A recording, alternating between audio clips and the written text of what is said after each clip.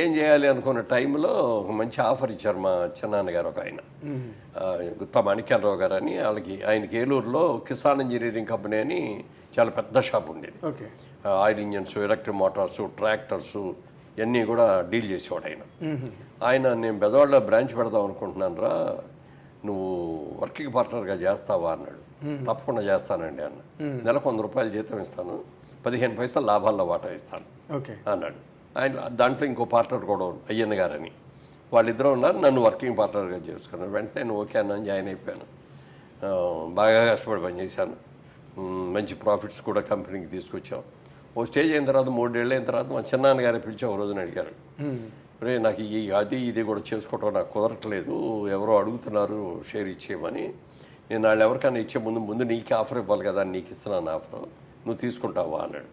నా దగ్గర డబ్బులు ఉంటే ముందే పెట్టుబడి పెట్టేవాడిని కదా, నా దగ్గర డబ్బులు లేవు కదా అన్న. అంతా అది ఆలోచించుకో, మరి వారం రోజులు టైం ఇస్తాను, నువ్వు ఏదైనా తీసుకోగలిగి ఫైనాన్స్ చేసుకోగలిగితే వచ్చాడు, నువ్వు కాదంటే మాత్రం వేరే వాళ్ళకి ఇచ్చేస్తాను అన్నాడు. ఇంటికెళ్ళి కూర్చొని ఆలోచిస్తున్నా ఏం చేయాలని. మావిడికి కనిపెట్టి మ్యారేజ్ అయిపోయింది. విజయవాడ బిజినెస్ చేస్తున్న రోజుల్లోనే మ్యారేజ్ అయిపోయింది. అంటే 63లో బిజినెస్ మొదలు పెట్టాం, 65లో మ్యారేజ్ అయింది. ఇది 67 ఆ టైంలో ఇది ఆయన అడిగినప్పటికీ ఏంటి ఆలోచన అంటే ఏం లేదు అన్న కానీ కనిపెట్టేసింది. ఏదో సంథింగ్ అని. చెప్పండి ఏముంది అని అంటే, ఇట్లా చిన్నాన్నగారు ఈ ఆఫర్ ఇచ్చారు, మరి నా దగ్గర డబ్బులు లేవు కదా, నేను ఎట్లా తీసుకోవాలి, అందుకని వద్దని చెప్పాను అన్న. అంటే అదేంటది, నాకు పెళ్ళికి మా పేరెంట్స్ నాకు 5 ఎకరాలు ఇచ్చారు కదా, 5 ఎకరాలు అమ్మేసి ఆ డబ్బుతో పెట్టడం. Nothing doing. ఆడపిల్లల ఆస్తుల్ని మేము చేసుకోవటం అనేది నేను సంపాదించి చేయాలి తప్ప, నీ పొలం మీ వాళ్ళు పెయింటెడ్ వాళ్ళు ఇచ్చిందా అది అమ్మడం చేయటం ఏంటని వద్దన్న అనమాట. వద్దన్నా కూడా నన్ను కన్విన్స్ చేసింది. కన్విన్స్ మీరేమో రావద్దు, మీరు ఎవరిని అడగొద్దు. నేను మా ఇంటికి వెళ్ళి మా అమ్మ నాన్నగారిని మాట్లాడి, అప్పటికి ఫాదర్ లేరు, ఫాదర్ చనిపోయారు, చిన్నాన్నగారు ఉన్నారు. చిన్నాన్నగారు మా తాతగారు వాళ్ళతో మాట్లాడొస్తాను నేను. వాళ్ళందరూ అభ్యంతరం పెట్టకపోతే ఇది చేస్తా ఉంది. వాళ్ళు అదేంటమ్మా బుద్ధిమంతుడు కుర్రాడు బాగా చేసుకుంటున్నాడు, బిజినెస్ కోసమే కదా అడిగింది, దేనికోసం కదా అని చెప్పి వెంటనే అమ్మేసి ఆ డబ్బులు ఇచ్చారు. మరి ఆవిడే స్వయంగా అసలు ముందు ఆఫర్ ఇచ్చింది.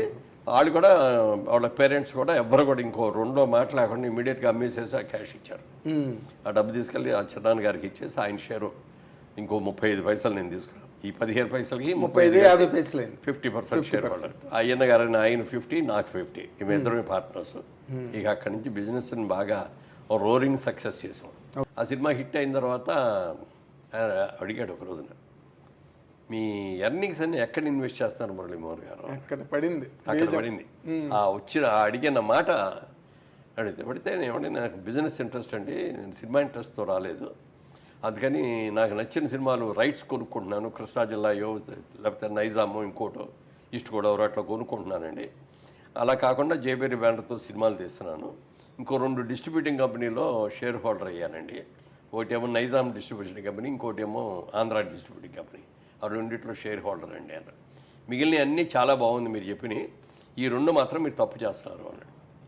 అదేమిటి అన్న, వాళ్ళు ఎవరో కష్టపడి సంపాదించి ఇస్తారంటే నీ అంత ఎర్రాడు ఎవరు ఉండడు. కాదండి, వాళ్ళు చాలా మంచి వాళ్ళు అండి, అది ఎంత మంచి అయినా అది జరగదు, డబ్బు దగ్గర జరగదు. ఆయన అన్నట్టే 1 సంవత్సరం అయ్యేటప్పటికి ఒక కంపెనీ మూతపడిపోయింది.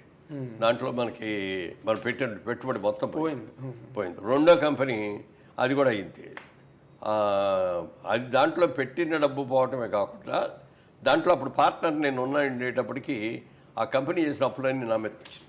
మీరు ఇమేజిన్ పర్సన్ కదా, అంతా నా మీద వచ్చింది. ఏంటంటే నాకేంటి సంబంధం, నేను ఎప్పుడన్నా మీ నేను చూసానా, లేకపోతే నేను ఎప్పుడన్నా డిస్ట్రిబ్యూటింగ్ ఆఫీస్లో నేను కూర్చోవడం మీరు చూసారా? సంతకాలు పెట్టానా?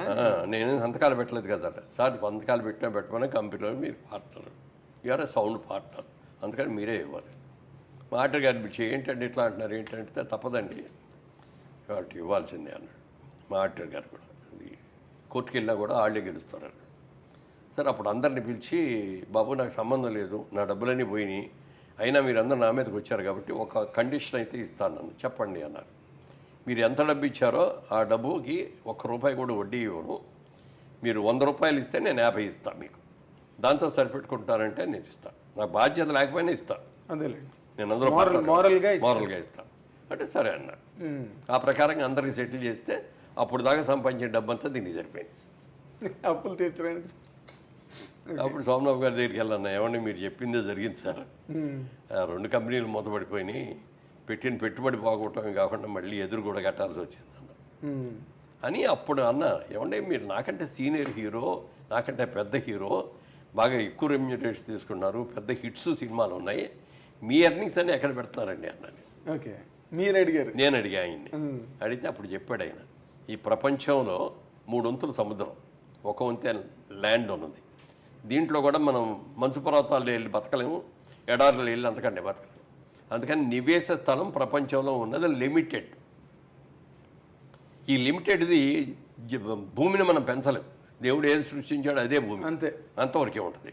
జనాభా చూస్తే ప్రపంచం యావత్తు ఎటు చూసినా జనం విపరీతంగా పెరిగిపోతున్నారు కదా. రాబోయే రోజుల్లో ల్యాండ్కి డిమాండ్ వస్తుంది అని చెప్పి నా ప్రతి రూపాయిని నేను ల్యాండ్ కొనేస్తాను, ఎక్కడ దొరికితే అక్కడల్లా.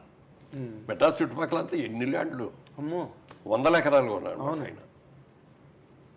అది చేస్తాను అనగానే అది నాకు అమ్మ భలే ఇది ఆలోచన, ఇది గ్యారంటీ సక్సెస్ఫుల్ అవుద్ది, భూమిని నమ్ముకుందాం మనం కూడా అని చెప్పి అనుకున్నా. అదే మీకు కొత్త విండో ఓపెన్ అయింది అని. అప్పుడు డబ్బులు లేవు కదా, వీళ్ళందరికీ బాకీలు తీసేటప్పటికి ఏ డబ్బులో ఇస్తే రాగానే దాంట్లో 500 గజాలు 1000 గజాలు మెడ్రాస్లో అట్ట కొనడం మొదలెట్టి అవన్నీ బాగా రేట్లు పెరిగింది. ఓకే, తర్వాత ఇండస్ట్రీ ఇక్కడ షిఫ్ట్ అయిపోయిన తర్వాత అప్పటికి అనౌన్స్ చేశాను, 50 ఏళ్ళు పూర్తి అయిపోయింది నాకు, ఇక నుంచి నేను హీరోగా వేయను.